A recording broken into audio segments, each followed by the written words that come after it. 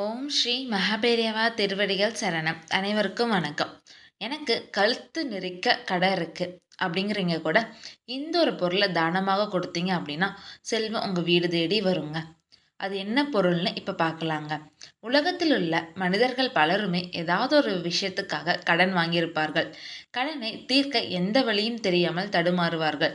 கடன் மேல் கடன் பட்டு கலங்கி போய் நிற்பார்கள். குடும்பத் தலைவர் பட்ட கடன் அந்த குடும்பத்தையே தடுமாற வைக்கும். கடன் பிரச்சனை தீர சில ஆன்மீக பரிகாரங்கள் இருக்கு. எந்த பரிகாரத்தை உங்களால் எளிதாக செய்ய முடியுமோ அந்த பரிகாரத்தை மட்டும் நீங்க நம்பிக்கையோடு செஞ்சு வந்தீங்க அப்படின்னா உங்களுக்கு கை மேல பலன் கிடைக்குங்க. கடன் பிரச்சனை தீர நாம் செய்ய வேண்டியது எல்லாமே எளிமையான பரிகாரம் தாங்க. முதல்ல சிறு பருப்பு எனப்படும் பாசி பருப்பை நீங்கள் வீட்டில் வாங்கி வச்சுக்கோங்க. தினமும் நைட்டு தூங்க போகிறதுக்கு முன்னாடி ஒரு சிறிய கிண்ணத்தில் ஒரு கைப்பிடி பாசி பருப்பு, ஒரு கைப்பிடி வெல்லம், அப்படி இல்லைன்னா நாட்டு சர்க்கரை உங்கள் சௌகரியத்துக்கு ஏற்ப எடுத்துக்கோங்க. அதில் கொஞ்சமாக தண்ணி ஊற்றி ஊற வச்சிருங்க.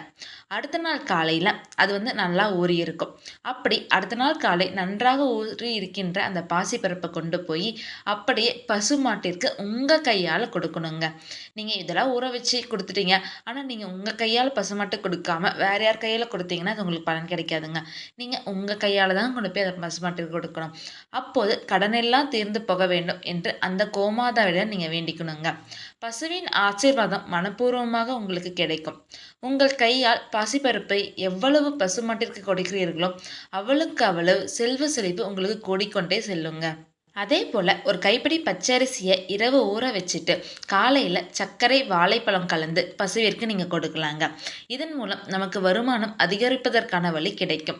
கடனை எல்லாம் எளிதில் திருப்பி கொடுத்து விடுவீர்கள். இது ஒரு சுலபமான பரிகாரம் தாங்க. முயற்சி செஞ்சு பாருங்க முழு மனசோட. பாசிப்பருப்பை வாங்கி தானமாக நீங்கள் கொடுக்கலாங்க. புதன்கிழமை அன்று பாசிப்பருப்பு வாங்கி கோவிலில் குருக்களுக்கு தானமாக கொடுக்கலாம். ஆதரவற்றவர்கள் வாழும் ஆசிரமங்களுக்கு தானமாக கொடுக்கலாம். ஏழை குடும்பத்திற்கு 1 கிலோ பாசிப்பருப்பு வாங்கி நீங்கள் தானமாக கொடுக்கலாம். அதை அவர்கள் சமைத்து சாப்பிட்டால் உங்கள் குடும்பத்திற்கும் இருக்கும் பண கஷ்டம் தீருங்க. பாசிப்பருப்பை வாங்கி உங்களால் எந்த அளவுக்கு தானம் செய்ய முடியுமோ அந்த அளவுக்கு தானம் செய்து வாருங்கள். பண கஷ்டங்கள் எல்லாம் குறையும். வீட்டில் இருக்கும் மன கஷ்டங்கள் எல்லாம் தீரும். சந்தோஷம் நிறைவாக இருக்கும். கடன் பிரச்சனை தீர வேண்டும் என்று நினைப்பவர்கள் நம்பிக்கையோடு இதை செஞ்சு கைமேல பலனடையலாங்க. கோவிலில் பிரதோஷ நேரத்தில் பாசிப்பருப்பு பாயசம் செஞ்சு கூட நீங்கள் ஏழைகளுக்கு சாப்பிட கொடுப்பது ரொம்ப ரொம்ப விசேஷங்க. பாசிப்பருப்பு பாயசம் உங்கள் கைகளாலே செய்து கொண்டு போய் ஆசிரமத்தில் தானமாக செய்யுங்க. அதே போல் கடைகளில் விற்கும் வறுத்த பாசிப்பருப்பை வாங்கி காக்கைக்கு குருவிகளுக்கு எல்லாம் நீங்கள் சாப்பிட கொடுப்பது ரொம்ப நல்லதுங்க. குலதெய்வ வழிபாடு அப்படிங்கிறது கடன் தீர்க்க மிக மிக சிறந்த பரிகாரமாக பார்க்கப்படுகிறதுங்க. குலதெய்வம் தெரிந்தவர்கள் வீட்டில் பூஜை அறையில் இந்த ஒரு பரிகாரத்தை செய்யலாம். நீங்கள் என்ன பண்ணணும்னு பார்த்தீங்க அப்படின்னா, பௌர்ணமி நாளில் குலதெய்வத்தின் படத்தை அலங்கரித்து அம்மனுக்கு இஷ்டமான படையல்களை படைச்சி அதுக்கப்புறம் தூப தீப ஆராத்தி அதெல்லாம் காமிச்சிட்டு உங்களோட மனதார கடன் தீர பிரார்த்தனை செய்யணுங்க.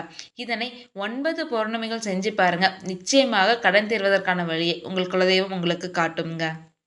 அதே மாதிரி பெருமாள் கோவிலுக்கு சென்று சனி மற்றும் புதன்கிழமைகளில் நீங்கள் சக்கரத்தாழ்வார் சன்னதியில் துளசி மாலை சாற்றி 12 முறை வலம் வர வேண்டுங்க. ஒவ்வொரு முறை வலம் வரும் பொழுதும் கடன் பிரச்சனை தீர்வதற்கு மனமுருக நீங்கள் பிரார்த்தனை செஞ்சுக்கோங்க. இப்படி தொடர்ந்து 12 வாரங்கள் செய்தாலே கடன் தீர்வதற்கான வழி பிறக்குங்க. ருணத்தை போக்குபவர் தாங்க இந்த நரசிம்மர். செவ்வாய்க்கிழமை ஞாயிற்றுக்கிழமை பிரதோஷ நேரமான மாலை நேரத்தில் நரசிம்ம கோவிலுக்கு போய் மஞ்சளும் தேனும் அபிஷேகத்துக்கு நீங்கள் வாங்கி தரலாங்க. கடன் சுமை அதிகமாக இருக்கும் பொழுது நாம் சனிக்கிழமையில் சனி ஹோரையில் ஆஞ்சநேயரை அல்லது விநாயகரை வணங்க வேண்டுங்க.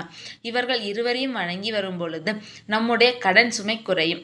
பெரிய கோயில்களுக்கு செல்லும் போது அங்குள்ள யானையிடம் ஆசி பெறுவது ரொம்ப விசேஷமானதுங்க. இதன் மூலம் கண் திருஷ்டிகள் நீங்கும். கடன் பிரச்சனை முடிவுக்கு வரும். கடன் பட்டவர்கள் திரும்பி தரும் பொழுது குளிகை நேரத்தில் தாங்க கடனை நீங்கள் திருப்பி தரணும். அப்போ தாங்க கடன் உங்களுக்கு விரைவில் அடையுங்க. இந்த வீடியோ பதிவில் நான் குறிப்பிட்ட பரிகாரத்தில் எது உங்களுக்கு சாத்தியப்படுதோ, எது உங்களால் முடியுமோ, எந்த பரிகாரத்து மேலே உங்களுக்கு நம்பிக்கை இருக்கோ அதை நீங்கள் முழு மனசோடும் முழு நம்பிக்கையோடு செஞ்சுட்டு வாங்க. கண்டிப்பாக உங்களுக்கு கை மேலே பலன் கிடைக்குங்க. பணவரவு அதிகரிக்கும். கடன் சுமைகள் தீரும். உங்களோட குடும்பம் அடுத்த கட்டத்தை நோக்கி முன்னேறுங்க. உங்களுக்கு இந்த வீடியோ பதிவு பிடிச்சிருந்தா லைக் பண்ணுங்கள், கமெண்ட் பண்ணுங்கள், மறக்காமல் சப்ஸ்கிரைப் பண்ணிடுங்க. உங்களுக்கு தெரிஞ்சவங்களுக்கு இந்த வீடியோ பதிவு உதவுன்னு நினச்சிங்கன்னா அவங்களுக்கும் இதை ஷேர் பண்ணுங்கள். ஹரஹர சங்கர ஜெய ஜெய சங்கர, ஹரஹர சங்கர ஜெய ஜெய சங்கர. ஓம் ஸ்ரீ மகா பெரியவா திருவடிகள் சரணம். அனைவருக்கும் நன்றி.